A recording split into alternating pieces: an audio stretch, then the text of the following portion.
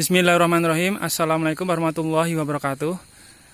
Ya teman-teman, kami melalui video ini akan mencoba menjawab pertanyaan dari penonton yang kemarin menanyakan, Mas, tolong jika ada lahan kebun porang yang 2 musim tidak dibongkar dan tidak intensif untuk sistem perawatannya. Nah, kebetulan kami sekarang berada di Kebun Aksara Agro & Farm, dan ini merupakan kondisi kebun porang kami.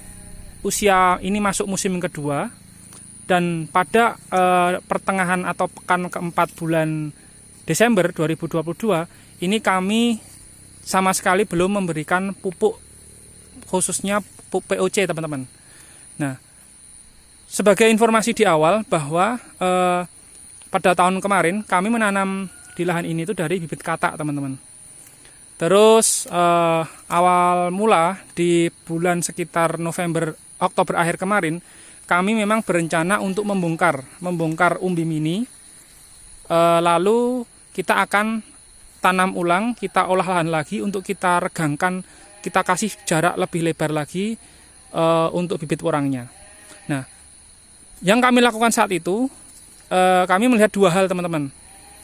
Kami melihat 2 hal. Yang pertama, tentang estimasi anggaran untuk bongkar umbi mini, lalu kita olah lahan lagi, terus kita tanam ulang dengan jarak yang lebih lebar, itu anggaran. Yang kedua, realita dari umbi yang kita hasilkan kemarin. Nah, ini perlu kami sampaikan kepada teman-teman. Jadi teman-teman perlu melakukan pengukuran diameter umbi porang ukuran misalkan estimasi 1 kilo 2 kilo untuk 2 musim misalkan, seperti itu. Minimal ya ini teman-teman. Nah, saat kemarin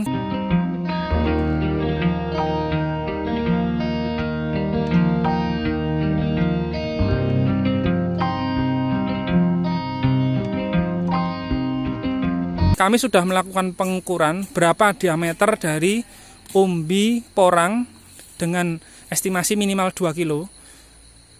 Itu nanti untuk acuan jarak tanam atau pembesaran dari umbi mini yang teman-teman tanam. Nah, kemarin kami melakukan, sebelum kami akhirnya memutuskan tidak membongkar umbi mini di sini, kami melakukan pembongkaran umbi mini dari beberapa, satu bedengan itu satu tempat, sampai turun ke bawah. Nah, setelah kami bongkar, kami lihat hasil umbi yang mini yang kami hasilkan itu nanti pada saat nanti untuk pembesaran di musim kedua ini, apakah masih ada ruang di antara jarak 2 umbi itu atau memerlukan ruangan lebih lebar lagi. Nah, itu yang metode kami lakukan kemarin.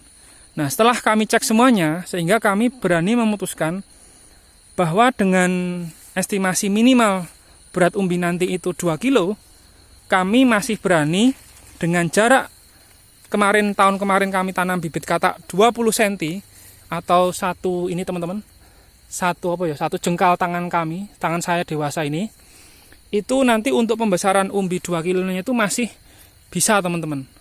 Nah, jadi pengecekan itu untuk menunjukkan realita dari umbi. Nah, kemudian di pertengahan Desember ini kami sama sekali tidak menambahkan pupuk dasar, karena alhamdulillah kami tahun kemarin cukup banyak memberikan fermentasi kotoran kambing dari ternak kambing kami sendiri.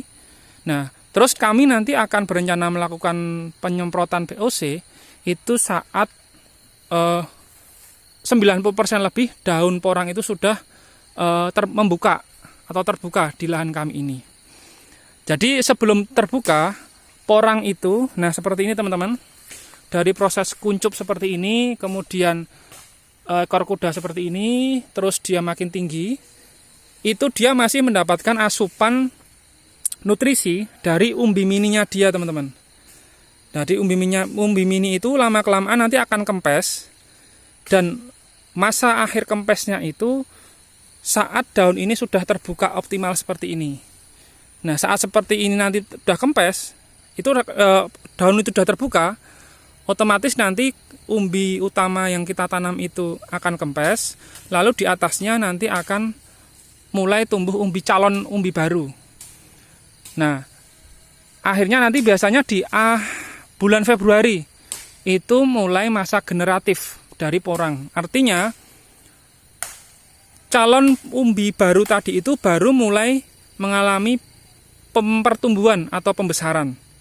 Nah, oleh karena itu, kalau dari kami itu malahan tim melakukan penyemprotan POC saat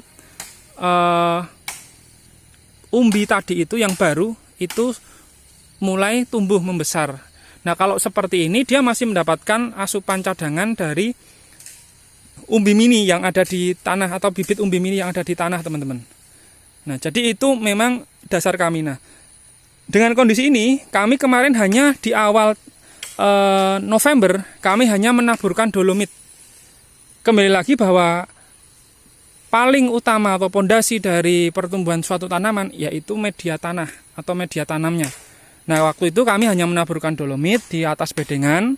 Setelah kita taburi dolomit, gulma pun tidak terlalu kita bersihkan, hanya gulma yang sifatnya seperti ini, teman-teman. Kadang ada yang tali itu loh, teman-teman, melungkar-melungkar di batang. Nah, itu kita potong karena itu nanti bisa mengganggu pertumbuhan dari batang.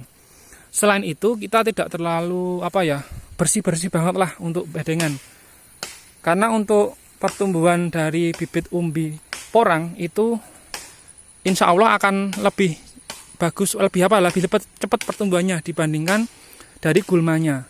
Beda halnya kalau teman-teman menanam dari bibit katak. Nah, itu relatif akan kalah jika gulma tidak kita bersihkan, teman-teman. Nah, terus hal yang kita kontrol, rutinitas kita kontrol pada saat masa-masa pertumbuhan seperti ini paling cukup ringan, teman-teman. Paling itu kita ngecek apakah ada genangan air. Misalkan semalam hujan deras, kita hanya ngecek apakah ada genangan air, karena kalau ada genangan air, apalagi kami lahannya miring-miring terasiring seperti ini juga akan resiko untuk longsor, sehingga perlunya kita kontrol itu dari genangan air. Genangan air pun selain resiko ke longsor, yang kedua akan sangat mengganggu dari akar, karena akar porang yang dari umbi itu kan sangat menjalarnya cukup luar biasa. Kalau dia sampai kelamaan kontak dengan air, tentu juga akan mengganggu dari pertumbuhan umbi, dan umbi itu biasanya nanti akan cacar, teman-teman. Akan cacar, itu karena faktor umbinya itu kerendam dengan air, seperti itu. Terus kontrol yang berikutnya, jika ada, nah seperti tadi di atas itu, saudara saya ngecek ada batang bambu yang jatuh, mungkin kena angin hujan itu jatuh. Nah, kita plantasi, kita pinggirkan ke pinggir lahan seperti itu. Terus yang berikutnya, jika ada calon busuk batang, segera kita taburi dolomit, atau kalau tidak ada dolomit pertanian, teman-teman bisa menggunakan abu bakar. Itu juga kandungan silikanya cukup bagus. Kita taburkan di batang porang yang sudah ada indikasi busuk batang. Nah, terus berikutnya paling kita seperti ada penyakit yang lain, tidak terlalu signifikan, teman-teman. Untuk porang itu sebenarnya tidak seribet tanaman sayuran, teman-teman. Nah, nanti kita akan juga melihat lahan yang lain. Kami juga menanam salah satu jenis sayuran, dan hanya dalam waktu 30 hari kita sudah mulai bisa memanen dari tanaman tersebut. Tunggu habis ini kita akan membuat video tentang tanaman jenis sayuran apa yang sudah kita mulai tanam tersebut. Lek, tanaman sayuran yang kita tanam itu berapa kali panen ya, Lek? Bisa 14 kali? 2 kali, 3 kali. 14 loh? Bisa 14 kali, teman-teman. Dalam waktu paling 2 bulanan ya. Dalam waktu 2 bulanan kita bisa panen perdana itu cukup usia 30-40 hari. Setelah itu kita panen terus. Biasanya di usia 2 bulan, 3 bulan setelah tanam sudah selesai, terus kita bisa menanam ulang lagi, teman-teman. Apa tanaman sayuran itu kita akan buatkan videonya setelah ini. Terima kasih. Salam sehat selalu dari Aksara Agro & Farm. Wassalamualaikum warahmatullahi wabarakatuh.